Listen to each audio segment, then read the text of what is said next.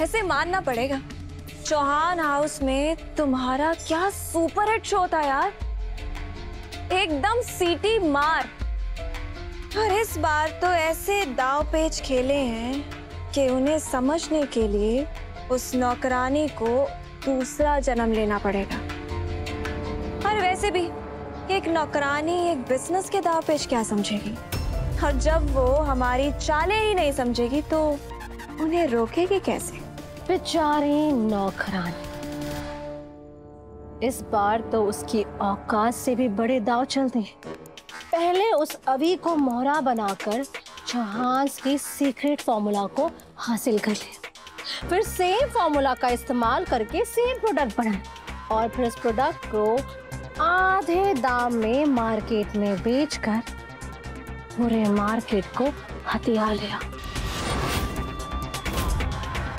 फिर ऐसे में वो चूल्हा चौका करने वाली नौकरानी हमें क्या ही रोक लेगी। आज तो देव भी तुम्हें टेंडर मिलने से रोक नहीं पाया। जस्ट इमेजिन कि हम दोनों बहनें मिलकर इन चौहान्स को कैसे हिलाकर रख देंगी। मैं घर के अंदर से वार करूंगी और तुम घर के बाहर से। बेचारे चौहान्स बचकर जाएंगे भी तो कहाँ। आज का ट्रेलर देखने के बाद सबके पैरों तले जमीन खिसक गई होगी। ऊपर से टेंडर नहीं मिला तो देव का चेहरा उस मासूम बच्ची जैसे हो गया जिसके हाथों से उसका फेवरेट झुंझुना छीन लिया जाता है। मेरी प्यारी बहना, जरा अपने होने वाले पति पर नजर रखना, कहीं सदमे में खुदकुशी ना कर ले। वैसे आई एम श्योर कि सासू मॉम भले मेरे मुंह पर कुछ नहीं बोले, रातों की नींद तो उनकी भी उड़ी होगी। पर एक बात है, राजमाता को तुम्हारा चैलेंज कुछ खास पसंद नहीं आया। मतलब इतने बड़े ओपन चैलेंज के बाद भी उसके चेहरे पर एक भी शिकन नहीं थी। इनफैक्ट मुझे ये कह रही थी कि मैं तुम्हारी स्टूपिड बातें इग्नोर करके अपने काम नॉर्मली करूं। इग्नोर? मुझे इग्नोर करेगी वो?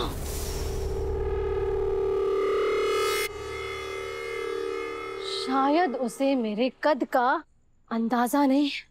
बहुत अकड़ कर कहा था ना कि चंद्रिका सिंह चौहान वो आग है जो सबको जलाकर खाक कर देगी, तो शायद वो भी भूल रही है करिश्मा सिंह शेखावत भी वो तूफान है जो ऊंची से ऊंची आग की लपटों को मिनटों में बुझा देगी। तो शायद उस आग को लगाने का सही टाइम आ गया है। उदयपुर के सबसे बड़े और नामी ऑडिटोरियम में सत्व का सबसे बड़ा पोस्टर लॉन्च इवेंट होने वाला है, और उसी लॉन्च के जरिए ये चौहान्स फिर से लोगों के दिलों में अपनी जगह बनाएंगे और उस नौकरानी का चेहरा फिर से घर घर पहुंचाएंगे। फिर तो सेलिब्रेशन का वक्त आ गया है बहना, क्योंकि इस बार पोस्टर लॉन्च नहीं बल्कि मिसाइल लॉन्च होगा। ऐसा रॉकेट छोड़ूंगी कि चंद्रिका सिंह चौहान और वो नौकरानी भी ढाल बनके खड़ी नहीं रह पाएंगी। भंवर सिंह को कहा था मैंने कि मेरी सासू मॉम में ईगो बहुत है, उनसे मेरी 2 दिन की दी हुई धमकी सही नहीं जाएगी और मुझसे पहले इन 2 दिनों में कुछ बड़ा करने की कोशिश करेगी। अब बड़ा लॉन्च नहीं, बड़ा हादसा होगा।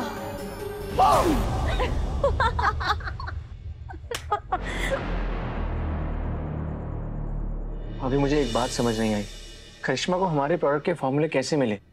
क्योंकि उन फॉर्मूलाज के बिना कोई भी हमारी जैसे प्रोडक्ट बना नहीं सकता। आई एम श्योर कोई हमारा बहुत करीबी है जिसने हमारे साथ ये विश्वासघात किया है। क्या लगता है तुझे? क्योंकि तो खुद देख, वो फॉर्मूलाज पासवर्ड प्रोटेक्टेड फोल्डर में थे और उस फोल्डर को चुराने के लिए पासवर्ड चाहिए था। कोई बाहर वाला ये काम कर ही नहीं सकता। मैं आपको कैसे बताऊं दादा कि आपके साथ विश्वासघात करने वाला इंसान कोई और नहीं, मैं ही हूं। कहाँ खो गया तू? सर मैं अंदर आ सकता हूँ? हाँ मतलब आना, बैठ। ये पोस्टर लॉन्च की तैयारी हो रही है ना? हाँ डूबी दूल्हे राजा, पर तुम टेंशन मत लो बिल्कुल भी। बस एक बार ये पोस्टर लॉन्च सक्सेसफुल हो जाए, उसके बाद हम तुम्हारी और हमारी जादूगर की शादी की तैयारियां शुरू कर देंगे। क्यों दादा? मैं कुछ मदद कर सकता हूँ क्या आपकी देव सर? अरे भाई सिर्फ तुम ही हेल्प कर सकते हो दादा को इस आंखों वाली से मिलवा करके। और दादा मुझे तो लगता है कि भगवान ने माधव को वापस हमारी लाइफ में भेजा ही इसलिए ताकि वो आपको आपके प्यार से मिलवा सके।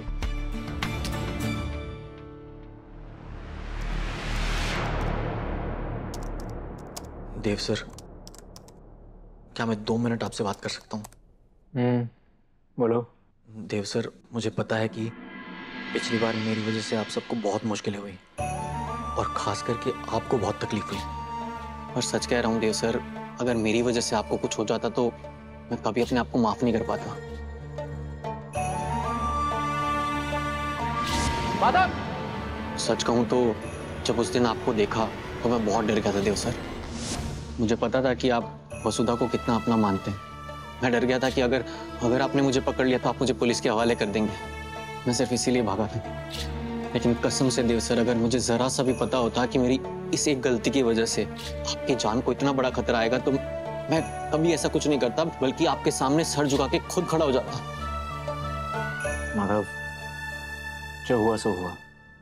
अब उस बात के कोई मायने नहीं। मायने ये रखता है कि तुम वापस आ गए हो। तुमने हमारे घर की बहू को किडनैपर से बचाया। इस घर के लोगों ने तुम्हें माफ करके फिर से अपना भी लिया। लेकिन मैं साफ साफ शब्दों में तुमसे एक बात कहना चाहता हूं। इस बार अगर तुमने वसु का दिल दुखाया या उसका दिल तोड़ा, मैं तुम्हें कभी माफ नहीं करूंगा। देखो माधव, वसु का दोस्त होने के नाते मैं तुमसे कुछ वादे चाहता हूं। वसु एक बहुत ही सिंपल और सच्ची लड़की है, तो इसलिए तुम उसके साथ कभी भी ये छल कपट या झूठ सच नहीं करोगे। वादा। वसु बहुत ही सेंसिटिव लड़की है। वो अनजाने में भी किसी को कभी कोई ठेस नहीं पहुंचाएगी। तुम भी उसकी फीलिंग्स हर्ट नहीं करोगे और उसकी फीलिंग्स का ख्याल रखोगे। वादा करता हूँ देव सर, एक बार पहले ही सबको इतनी तकलीफें दे चुका हूँ, अब दोबारा कोई गलती नहीं करूंगा। गुड।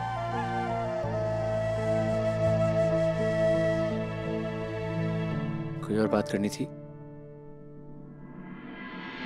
जी देव सर। देव सर, मुझे नहीं पता कि आप ये बात सुनकर आप कैसे रिएक्ट करेंगे, लेकिन आज ये बताना बहुत जरूरी है मेरे लिए।